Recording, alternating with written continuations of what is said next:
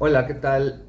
Soy el doctor Eduardo Edgar Hernández Ruiz y el día de hoy voy a tratar de explicar en una breve charla la historia natural de la enfermedad articular degenerativa, principalmente a nivel de columna.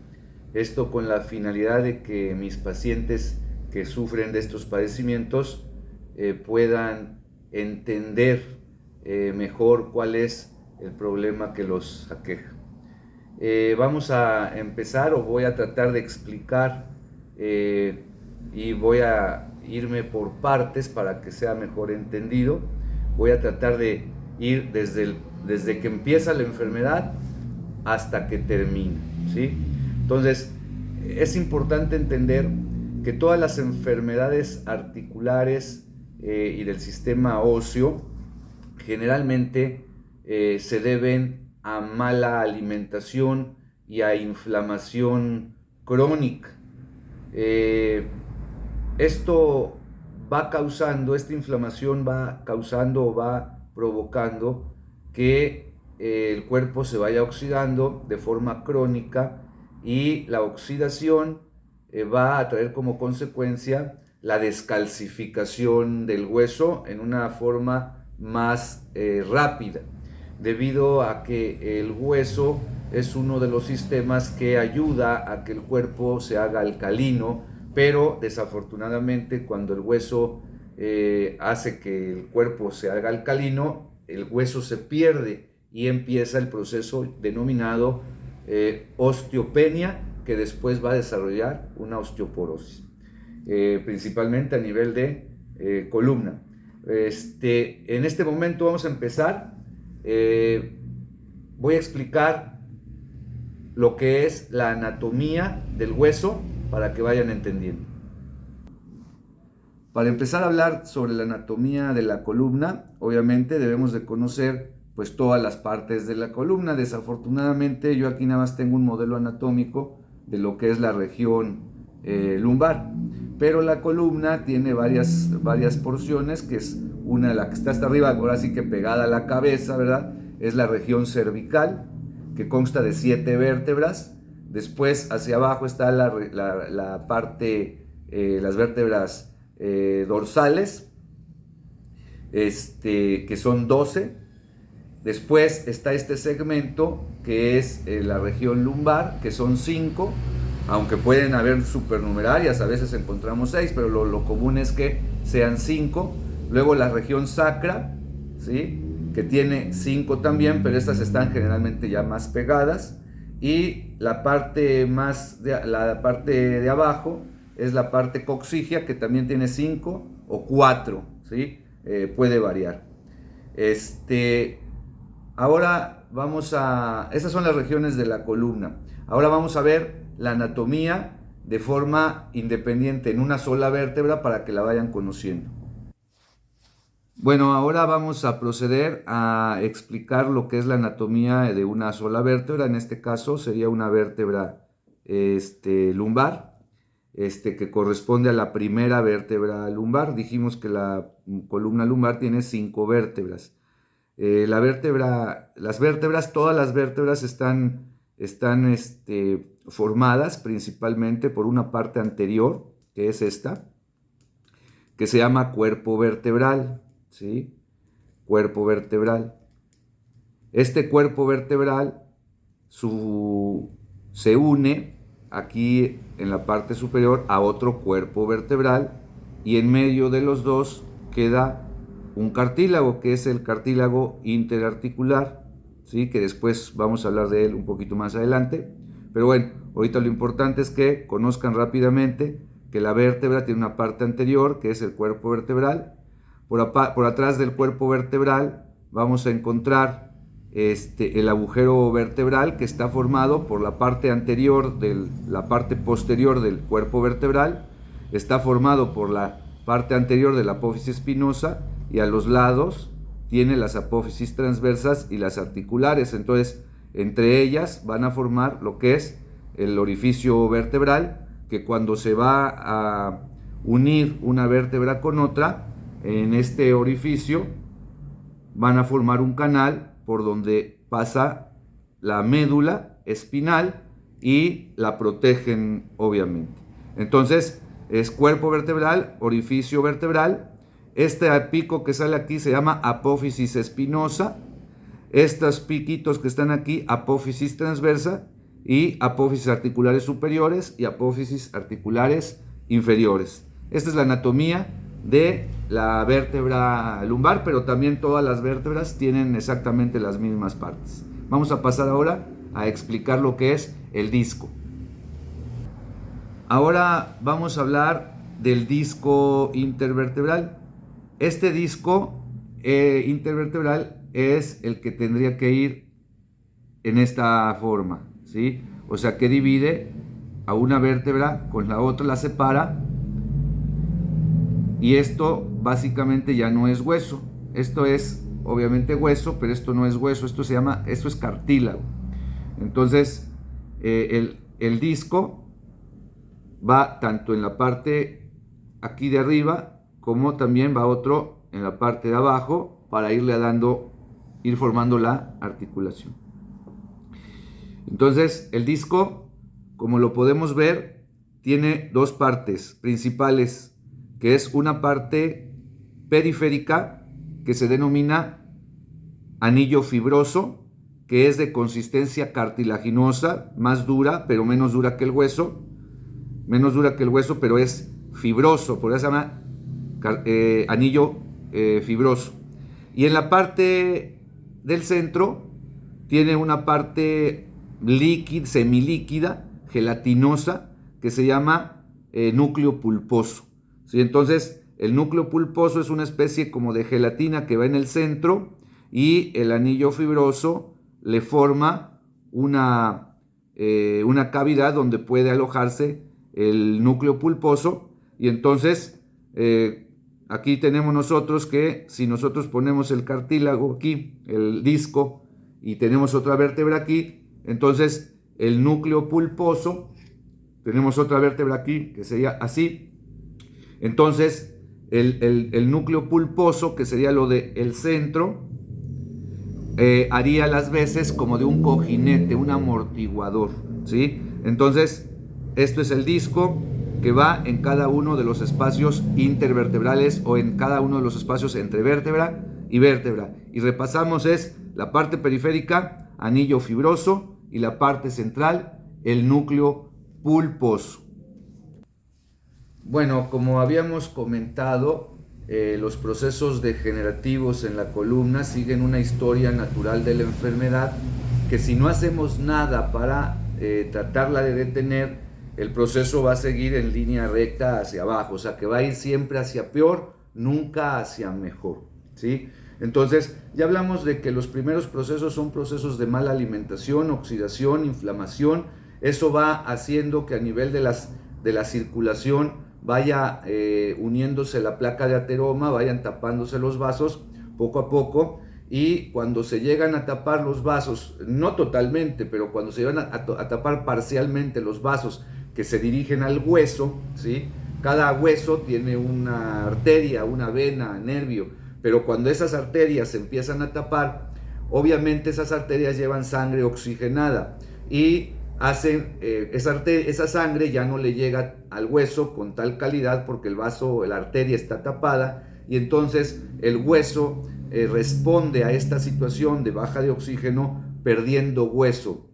En un estadio inicial, a esa pérdida de la densidad ósea leve se le llama osteopenia. Si el paciente no se preocupa por eso, no sigue haciendo dieta, sigue comiendo alta fructosa, sigue comiendo sabritas, sigue comiendo basura, pizzas, pan Bimbo, leche Lala, lácteos, atún, etcétera, refrescos, pues este proceso destructivo continúa a nivel de hueso. También continúan los procesos obstructivos a nivel de la circulación del hueso, y se va perdiendo más densidad ósea hasta que esta osteopenia pasa a ser una enfermedad más complicada, que se llama ya osteoporosis. O sea, la osteoporosis es una pérdida más severa de toda la densidad ósea. Ahora, es importante saber que esta osteoporosis a nivel de la columna, ¿sí?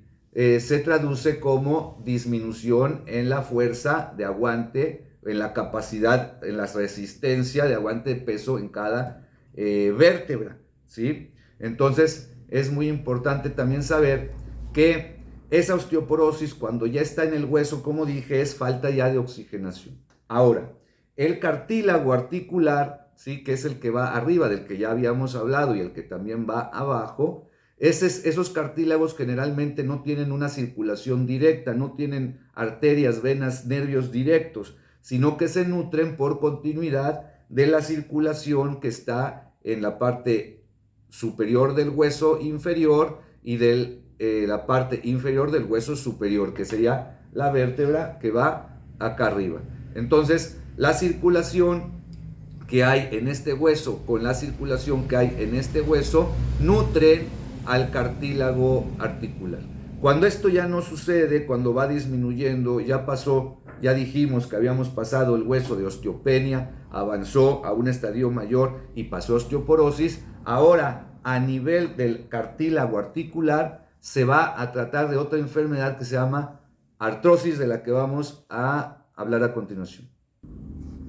Bueno, como dijimos, vamos a continuar con la historia natural de la enfermedad. Ya hablamos de inflamación, ya hablamos de oxidación, hablamos también de taponamiento vascular, hablamos de ateroesclerosis, hablamos que a nivel de hueso esto ocasiona disminución de la pérdida de la densidad, primero osteopenia, después se llama osteoporosis.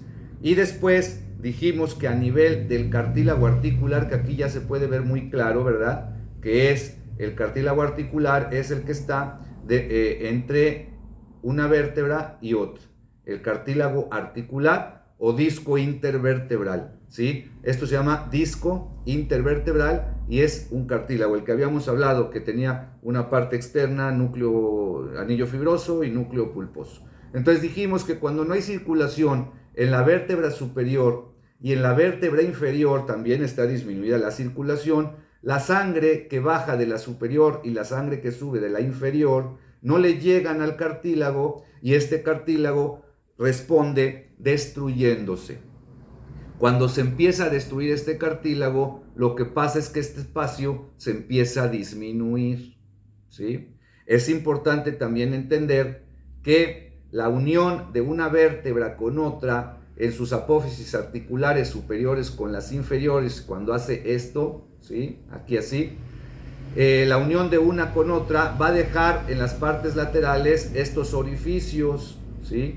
Que son los orificios de conjunción por donde pasan los nervios que salen de la médula espinal.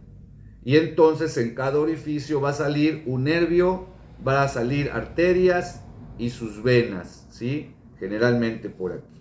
Y entonces lo que sucede es que cuando el cartílago articular va disminuyendo de tamaño, pues obviamente la vértebra se va pegando una con otra y van ocasionando que los espacios que están en esta parte de aquí, en las partes laterales, se vayan cerrando. Y cuando se cierran, van comprimiendo las raíces nerviosas que salen por los agujeros que están aquí, ¿sí? Y esto ocasiona lo que se llama una neuropatía o una radiculopatía, ¿sí? Ya es un sufrimiento del nervio. El nervio empieza a tener presión y principalmente por compresión de sus arterias. No es que se comprima propiamente el nervio, sino que se comprime la arteria, deja de pasar oxígeno y este nervio también empieza a sufrir, empieza a debilitarse y generalmente esta falta de oxigenación se traduce como dolor, que a nivel lumbar generalmente se traduce como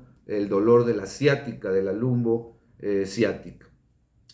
Obviamente es obvio lo que estamos diciendo. Hay que recordar que el anillo fibroso, el disco intervertebral, estaba formado por una parte periférica, anillo fibroso y núcleo pulposo. Pero si el anillo fibroso empieza a destruirse, recordemos que dije al principio que el núcleo pulposo era como de agua gelatinosa. Esa ese líquido no se puede comprimir, es una ley de la física, que los líquidos no se comprimen. Y como el espacio está disminuyendo, por cuestión lógica, el núcleo pulposo, que es la bolita de gelatina, empieza a aumentar de presión. Al aumentar la presión, empieza a tratar de salir del anillo fibroso. El núcleo pulposo es lo azul y empieza a comprimir al anillo fibroso hacia atrás, a empujarlo y a tender a romperlo, con lo cual daríamos otra patología ya más avanzada en la historia natural de la enfermedad, que se llama hernia de disco, de la que vamos a hablar a continuación. Bueno, me quise acercar un poquito el modelo anatómico para que lo vean un poco mejor, para que vean la hernia de disco. Entonces dijimos que el núcleo pulposo que está en el centro, este es el anillo fibroso, empieza a aumentar la presión porque se empieza a destruir el cartílago. Al destruirse el cartílago, obviamente empieza a disminuir el espacio y el núcleo pulposo empieza a sufrir presión. Y generalmente, como es más delgado por atrás, empieza a hacer presión hacia atrás y rompe el anillo fibroso y se sale el núcleo pulposo, donde hace una protuberancia que va a comprimir directamente a las raíces nerviosas. Lo podemos ver en una forma muy clara en esta parte de aquí, que aquí vendría siendo, esta es la vértebra la 1, la lumbar 1. Esta es la lumbar 1, la lumbar 2, 3, 4 y 5.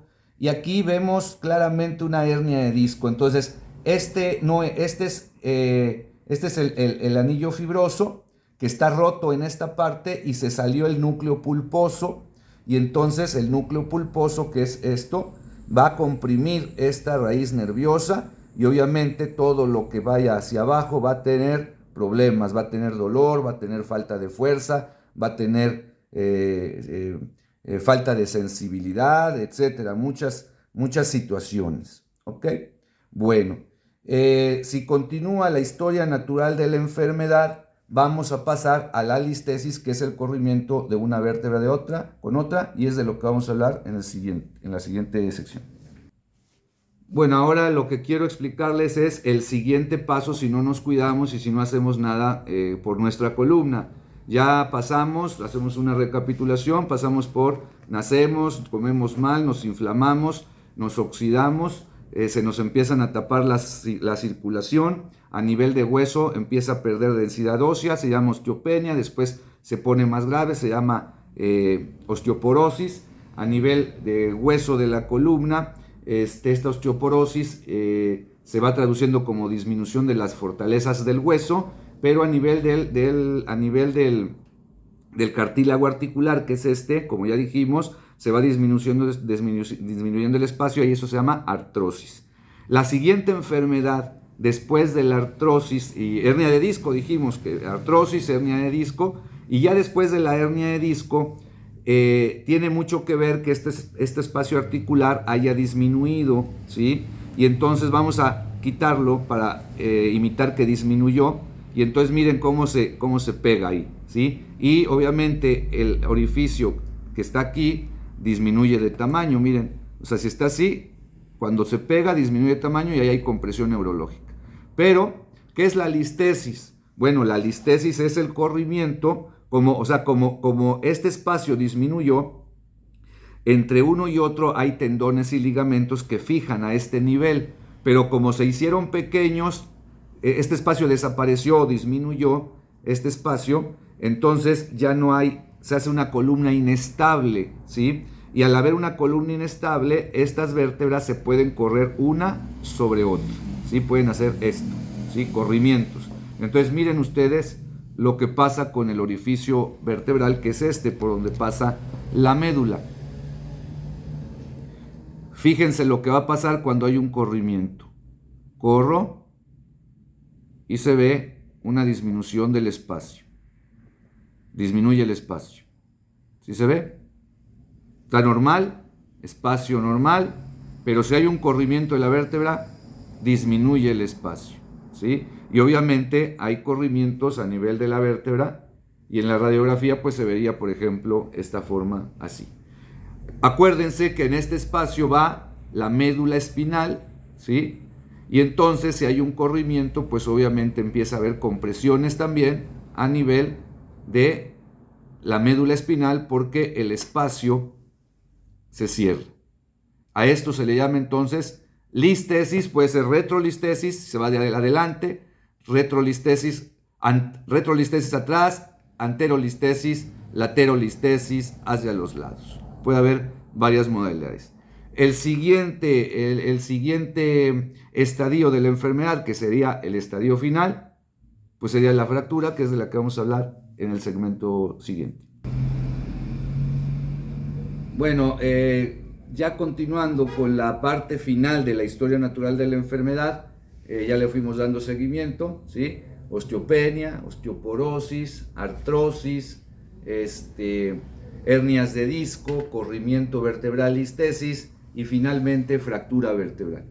¿Qué pasa en la fractura vertebral? Bueno, pues simplemente esta vértebra se fractura y obviamente automáticamente va a comprimir generalmente las raíces neurológicas o va a comprimir una parte de la médula espinal, ¿sí? Con lo cual, pues obviamente a veces el paciente puede dejar de caminar o puede quedar con secuelas que son graves generalmente para la función, aunque después con el tiempo el paciente tiende a mejorar un poquito de sus síntomas, siempre queda generalmente una columna muy dolorosa, una limitación al movimiento y bueno, pues un estado de dolor crónico que realmente pues no se le desea a ningún paciente porque una vida con dolor pues no es vida. Vamos a pasar a una sugerencia de tratamiento para que todos que sepan ustedes que esta enfermedad, aunque mis colegas dicen que es irreversible, que es incurable, es totalmente falso. Con ayuda del paciente, con una buena dieta, con cambio de hábitos y tomando el tratamiento que tenemos, podemos tener resultados muy alentadores que incluso nos pueden salvar de una hernia, de una cirugía o nos pueden evitar llegar hasta la fractura y definitivamente la artrosis la pueden mejorar tanto que incluso puede llegar a la curación. Igual la osteoporosis, todos los problemas de hueso en cualquier estadio, el tratamiento más importante en México, por lo menos hasta el día de hoy, es el regenerador de hueso y cartílago denominado Viaglan. Lo que no se logre con Viaglan no se lo va a lograr prácticamente con nada. Entonces vamos a dar por terminado el video aquí. Vamos a darlo por terminado. Ya hablamos en general sobre todo lo que es el problema de columna. Este video pues, está dedicado a varios de mis pacientes que tienen el problema de columna y obviamente pues ya saben que el tratamiento principalmente es dieta, bajar de peso y empezar a regenerar hueso y cartílago con Viaglan, producto único en el mercado, 100% mexicano, y que no tiene efectos adversos, efectos indeseables. Cualquier duda, cualquier pregunta que tengan acerca de este video, no duden en marcarme. Generalmente estamos proporcionando la consulta incluso gratuita a distancia para que no tengan que exponerse a la pandemia, ¿verdad? Al virus. Y si viven lejos, bueno, pues no tengan que trasladarse y no gasten dinero de más. Mis teléfonos es 272-148-1798 y 272-131-3585. También pueden encontrar este video en mi canal de YouTube, Pláticas de Medicina y cosas por el estilo. Yo soy el doctor Eduardo Edgar Hernández Ruiz, distribuidor nacional de Viaglan, ya con una experiencia de 15 años en el tratamiento de problemas de columna y de problemas de hueso. Hasta luego.